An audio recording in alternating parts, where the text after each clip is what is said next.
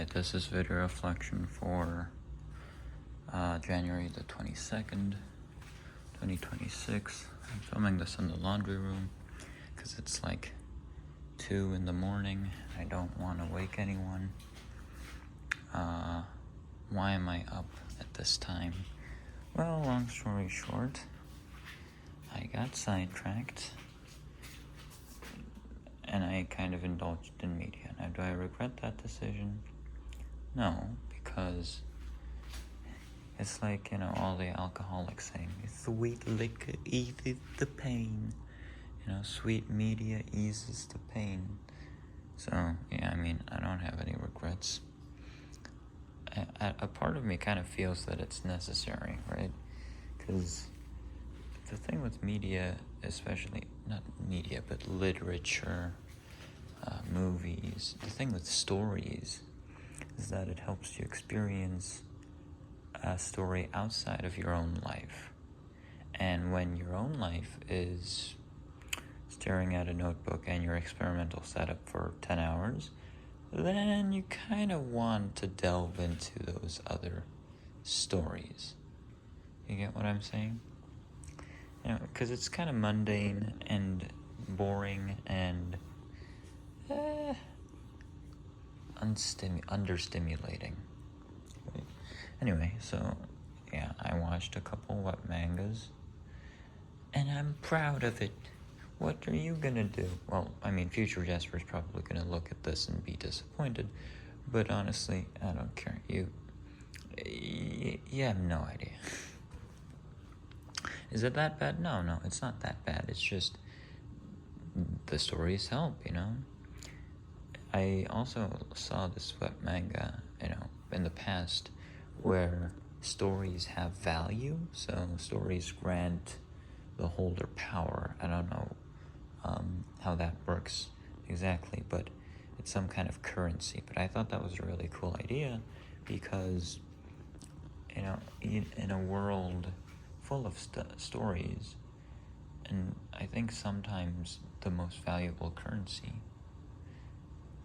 is not dollars, but stories, personal stories. Why is that thing coming down? Okay. Personal stories, like group stories, like stories of organizations, myths. I think those are very powerful and also very entertaining. And so I get the idea. Also, I have experienced how helpful stories can be firsthand, because a good story can really help you in a lot of ways.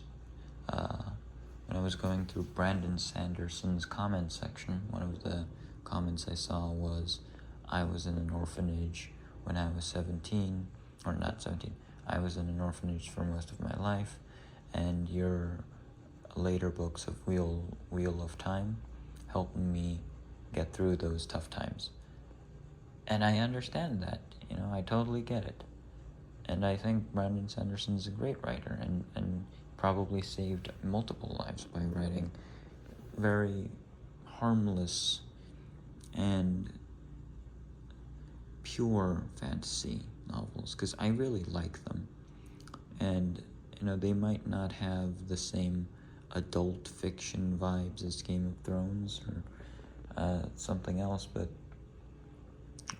in the right moment and in the right situation for the right person, escape from reality is exactly what they need. They don't really need another book or movie or TV show reminding them how brutal reality is. That might be artistic and that might win the Cannes Award or whatever, but for some people, it's just not what we need,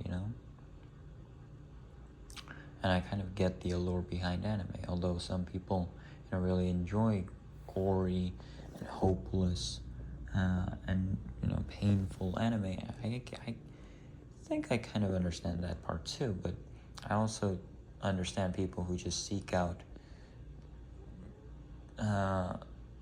anime that I subjectively thought was cheap knockoffs and just having my head in the cloud vibe animes. But I get that now.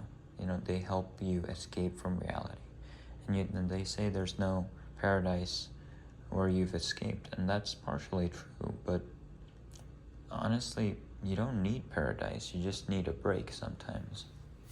It's not like you're escaping permanently, so all you need is just somewhere to rest your mind, really. Take your mind off reality. And I think that's a great way of coping.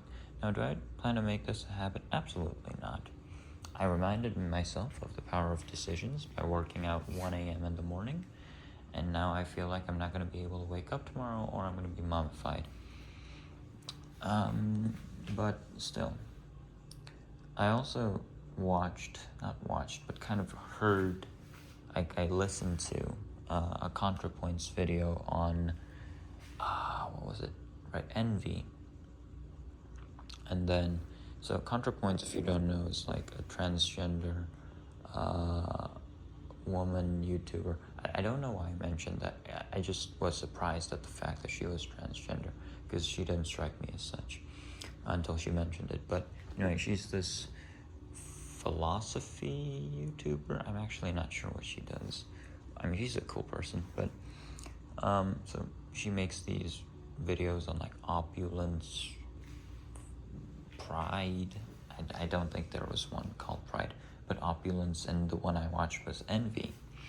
And then in envy, so what she does is she tries to explain these phenomenon and approximate their meanings and their exhibited nature through relatable, everyday, modern phenomenons or modern events, like, I don't know, James Charles getting canceled or something like that. That was probably from the cancellation or cancel culture video. But basically, why I bring this up is because in the envy video, there is a part where she mentions the Black Swan, which is, I think that's the name of the movie, but there's basically this ballerina who has to play the Black Swan and the White Swan. Actually, don't know the plot at all, but I just know that she needs to play both. It's either that or she needs to play the Black Swan. I have no idea. But the point is, the White Swan part is this controlled, consistent, and very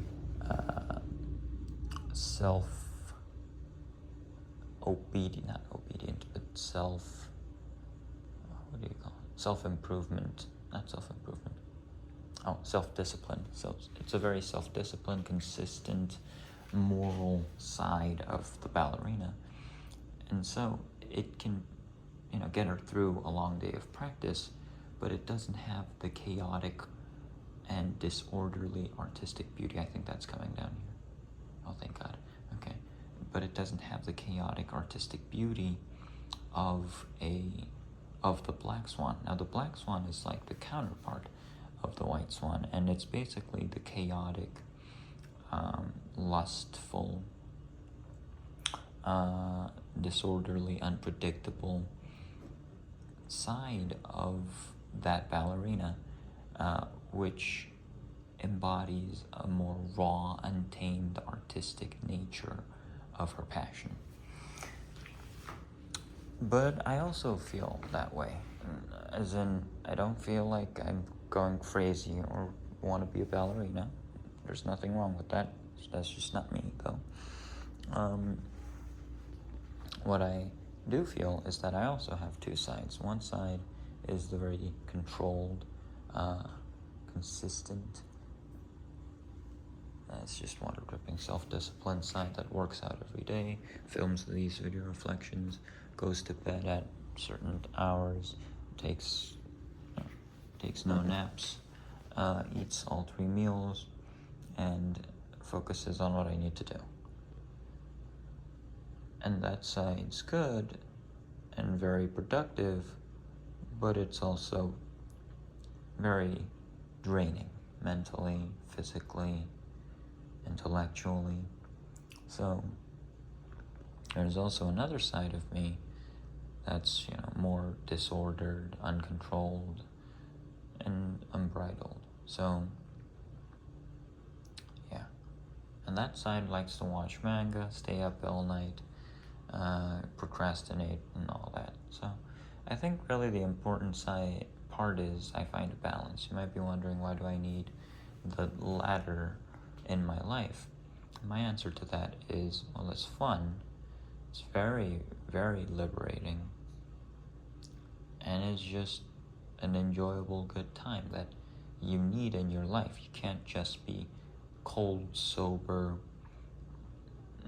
logical, rational, and emotionless all your life.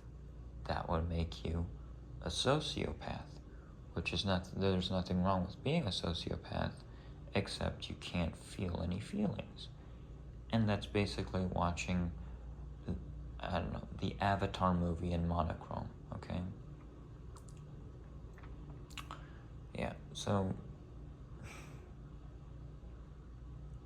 yeah, both sides are necessary. I just gotta find a better way to balance out both.